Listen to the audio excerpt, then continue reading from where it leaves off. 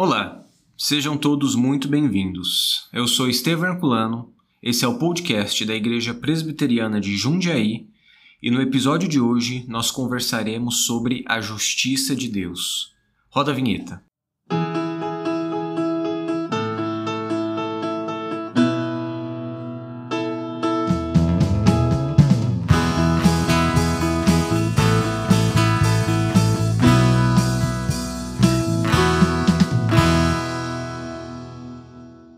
Olá, queridos, tudo bem com vocês? Nós nos alegramos em mais uma vez estarmos aqui, eu, Luiz Henrique, que está aqui para termos essa conversa sobre esse tema tão importante, tão relevante, tão fundamental para a nossa fé. No episódio de hoje nós falaremos sobre a justiça do Senhor, um de seus atributos, uma de suas perfeições. Teremos um tempo para pensar sobre isso, né, Luiz? Isso aí, muito bom estar participando aqui de novo. Espero que quem esteja ouvindo a gente aí consiga entender um pouco mais sobre esse tema, que é um tema tão relevante para nós hoje, né? Exatamente. Já de antemão, para a gente começar, eu quero citar dois artigos, né, que de certa maneira são base para o podcast que nós estamos gravando agora.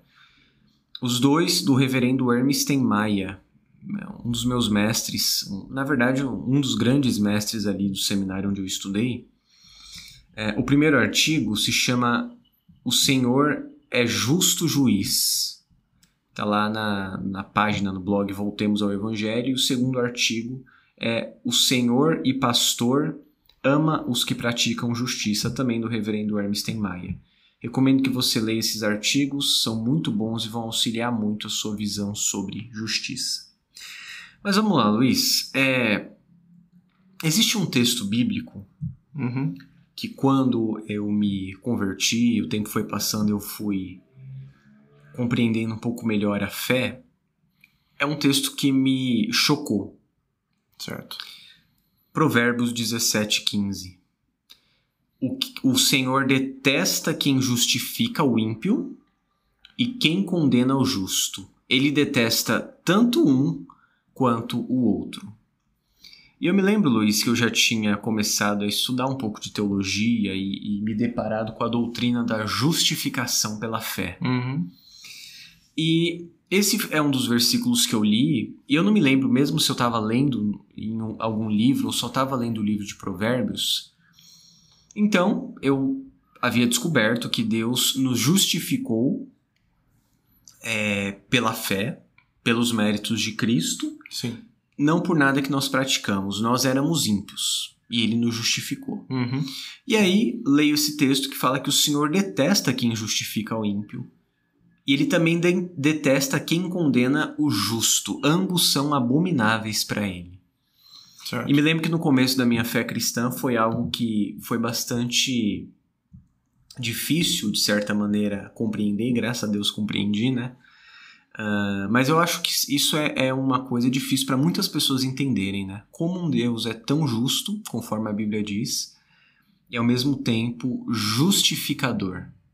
Esse é um modo que acho que muitas pessoas acabam tendo dificuldade em separar a questão da fé com as obras, né? Com certeza. Então, eu acho que a gente pode comentar também, e para quem tá ouvindo a gente, se não tem participado, que participe aí dos estudos de quinta, mas ontem você falou, né, sobre um dos solas da reforma, e eu lembro que você comentou essa questão das obras, e para ajudar a entender isso, você citou ali a ordem da salvação. Isso. De como as nossas obras, elas são um resultado ali da nossa santificação. Isso acontece depois, né? Ou seja, Deus, primeiro ele nos elege, né? Eu não vou citar aqui porque eu não vou saber de cabeça, mas é isso. Existe um processo todo de Deus primeiro, e depois que a gente é regenerado, aí sim a gente é santificado e aí sim vem as boas obras, né? Exatamente. Esse é o ponto, né? Deus é justificador daquele que tem fé em Jesus. E a ordem, isso é chamado de ordo salutis na teologia, né? Ordem da salvação. Certo. Você estuda geralmente quando você está estudando soteriologia, que é a doutrina da salvação. Você é chamado, né? A vocação eficaz, primeiro eleito, eleição, chamado, vocação eficaz. Regeneração, que precede a fé, inclusive, e depois a adoção, né? E o processo de santificação está lá na frente. Então, esse justo mencionado aqui no texto de Provérbios, nós só compreendemos a justiça, eu acho que aí a gente pode começar, né? Porque nós temos um padrão de justiça maior do que nós. O nosso padrão de justiça é o Senhor. Ele é o justo juiz. Provérbios mesmo fala, no Provérbios 17:3, que o crisol prova a prata e o forno o ouro, mas os corações prova o Senhor. Só ele tem essa capacidade, Luiz, de provar, de avaliar os corações, de sondar os corações e de julgar retamente segundo a justa justiça. Portanto, Deus é esse padrão absoluto de justiça. Certo. Isso é assustador e ao mesmo tempo maravilhoso. Porque imagine só o Deus, se a Bíblia está certa, nós cremos que a palavra de Deus está certa, ela diz que Deus é todo poderoso, que ele é onisciente, que ele conhece todas as coisas, e não apenas conhece, como ele predestinou todas as coisas segundo a sua vontade, seu plano eterno, o conselho de sua vontade. Imagina esse Deus, Luiz, todo poderoso, todo distinto de nós, todo suficiente, eterno, não sendo totalmente justo. Seria uma catástrofe completa. Deus é totalmente justo, o padrão dele é perfeito, seu caráter é santo e a sua justiça é essencial. Deus define o que é justiça porque ele próprio é justo, o justo. Né? A justiça está nele. E você citou aí essas outras qualidades de Deus, né? E eu acho que a gente poderia colocar que não seria Deus se em todas as suas qualidades ele não fosse perfeito, né? Ele não fosse aí a qualidade de forma perfeita e absoluta, né? Exatamente. Isso é muito importante dizer, você está certíssimo, porque parece que nós lidamos um pouco melhor com certos atributos e com outros não. Sim, sim. Então, Deus é o quê? Deus é amor. Claro, a Bíblia diz isso, João diz isso, Deus é amor. Então, amor é algo que nós temos como uma das perfeições de Deus. Agora, quando a gente fala, por exemplo, sobre a ira de Deus, que recai sobre os injustos, os ímpios, parece que isso é um pequeno deslize, um erro de Deus, né? E não, também é uma de suas perfeições. E se ele não fosse irado contra o mal, ele não seria Deus. Ele seria um simulacro do ser humano e ele teria sido feito à nossa imagem e semelhança, e não o contrário, que é a realidade. Então Deus se ira contra o mal, né? E graças a Deus por isso. Sim. Pode falar. Não, eu ia colocar que você colocou aí essa questão de Deus e suas qualidades como padrão absoluto para nós, e eu acho interessante como isso é relacionado com a própria criação, né? Então, como você bem disse, nós somos feitos à imagem e semelhança de Deus, e nós temos então esses atributos também, alguns deles, né? Existem atributos comunicáveis de Deus e outros não comunicáveis, né? Sim. Mas esses que são comunicáveis, como a justiça no caso, a gente tem que sempre colocar Deus como o padrão nesse sentido, né? Exatamente. Citando aqui uma frase de Sproul, ele diz que a justiça de Deus nunca está separada de sua retidão. Sua justiça é perfeita. Então, Deus é simplesmente assim. Não adianta querer compreender Deus separando o atributo da justiça. Certo. Aí a mensagem bíblica não fará sentido. Você vai olhar para narrativas em que Deus pune, por exemplo, várias pessoas e falar, nossa, mas por quê? Porque Deus é justo. A sua justiça humana, falha, pecadora, que advém da queda, pode não enxergar aquilo como uma coisa justa. Mas isso se dá não porque Deus não é justo, mas porque você é. Porque você não enxerga a situação como um todo. Porque você não vê a situação de maneira completa, já como o Senhor vê. Sim. E a justa justiça perfeita que Deus pratica só pode ser praticada por Ele também. E Ele não depende de nós para praticá-la. Eu acho que isso é um ponto fundamental. Certo. Deus é autônomo. Ele é completamente não dependente de nada. Uhum. Ele é rei, o trono dele está fundamentado no fato de ele ser eternamente autônomo. Autônomo não significa sozinho, porque Deus sempre teve comunhão em si, ele é perfeito. A Trindade, você disse. O Deus Uno, exato, que subsiste nas três pessoas, sempre foram plenamente harmônicas e tiveram comunhão e tudo isso. E então ele é autônomo no sentido de ele não ser como a sua criação. Certo. Nada é como o Senhor, Luiz.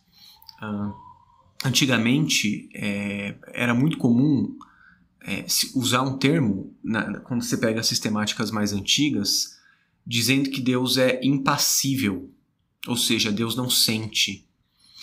E quando nós vemos hoje as pessoas tendo contato com esse tipo de afirmação, as pessoas falam, como assim Deus não sente? Jesus não chorou, tudo? Uhum. Mas o ponto qual que é? É que Deus não sente como nós, porque os nossos sentimentos também são afetados pelo pecado. Sim. Deus é totalmente perfeito, autônomo, separado de nós, totalmente outro. De modo que quando Deus julga, o julgamento dele por ele ser um rei justo de verdade não está afetado por emoções subjetivas como as nossas. Então, eu não vou julgar você do mesmo jeito que eu julgo outra pessoa, porque você é meu amigo. Sim. Eu não vou corrigir meu filho do mesmo jeito que eu corrigiria outra criança, porque ele é meu filho. Mas Deus não julga como nós, Luiz. Deus julga retamente, justamente, sem contaminação de sentimentos, de influência, desse tipo de coisa. Sim, sim. E é interessante quando a gente pensa nessa questão de Deus como rei, né, como soberano, no sentido de que também ele tem o controle de tudo. Né? Então não só ele julga, como você disse aí, de uma forma imparcial, né, podemos dizer assim, diferente de nós, que sempre podemos ir para um lado ou para o outro, né? Mas Deus não, ele vai julgar de uma forma imparcial e vai fazer isso de forma soberana, né? Uma forma que, como eu posso dizer, que a gente... que é incompreensível para nós, né? Nós não... Acho que é uma boa palavra. Por exemplo, né, citar um texto aqui, sim. Nesse quesito de soberania. O texto de João 10:18. Jesus diz: ninguém tira a minha vida, pelo contrário, eu espontaneamente a dou. Tenho autoridade para entregá-la e também para reavê-la. Uhum. Este mandato recebi de meu Pai. Certo. Jesus fala, olha, é inevitável que o Filho do Homem morra. Mas ai daquele que o trair. Então veja, Jesus morreria, porque esse é o plano eterno do Deus triuno, do Deus Trindade, porém, a responsabilidade da traição é de Judas. Ok. E aqui Jesus fala, ninguém tira a minha vida, eu estou dando minha vida. Porém, quem me matar é responsável por minha morte. E Pedro, quando prega diante dos judeus lá, fala, este Jesus a quem vós crucificastes, culpa deles. Uhum. Porém, Jesus fala, só eu tenho autoridade para entregar a vida e também para reavê-la. Como assim? Bom, o plano é que Jesus morresse. Certo. Deus se utiliza e responsabiliza os homens que livremente o mataram. Porém, dentro da soberania de Deus, essas coisas todas acontecem e estão ali engendradas, arquitetadas para que tudo coopere para que o plano de Deus aconteça, ele seja glorificado e os seus eleitos sejam chamados. E Deus se utiliza, a gente teve um episódio sobre providência, né? Uhum. Deus se utiliza mesmo de causas secundárias para isso. Bom, o próprio diabo é causa secundária. O próprio diabo, como Lutero dizia, é o diabo de Deus. O diabo de Deus. Sim. Ele faz o que Deus quer. Mas ele é mau, ele é responsável por isso. Ele é mentiroso desde o princípio, ele é mau. Mas Deus o utiliza para o seu plano. Então, nesse sentido, Luiz, mais um texto, né, só para terminar essa parte, quando é o texto de Pilatos, quando fala para Jesus, pergunta para Jesus e Jesus não responde. Se você lembrar no Evangelho, ele fala o que é a verdade, Jesus não responde. Bom, a verdade encarnada diante de Pilatos, ele pergunta o que é a verdade. Sim. Mas Pilatos fala, você não me responde? Você não sabe que eu tenho autoridade para te soltar e autoridade para te crucificar? E aí Jesus diz, nenhuma autoridade te seria dada se do alto não... Você não teria nenhuma autoridade se do alto não tivesse sido dada a você. Então, Deus é soberano nesse sentido. Por causa disso, só Ele julga plena, justa e perfeitamente. Certo. O juízo perfeito vem dele. Por isso também, Ele pode sim julgar pessoas e condená-las eternamente. Porque Ele tem a prerrogativa disso. Ele nos criou, Ele nos fez e Ele é totalmente justo. Logo, só quem pode julgar é Ele. Então, aquela frase que a gente escuta às vezes, Deus conhece meu coração, né? Deus sabe minhas intenções. Eu ouvi uma vez um pregador dizendo, isso deveria amedrontar você. Sim. Não você se escorar nisso, né? Geralmente acontece quando a pessoa acha que foi injustiçada por alguém e fala assim, Deus conhece meu coração. Pior que é verdade. Deus conhece o coração, que é muito pior do que a pessoa que está te julgando acha que é. Sim. Então a gente deveria ter essa noção que Deus é totalmente justo. Nós não temos a dimensão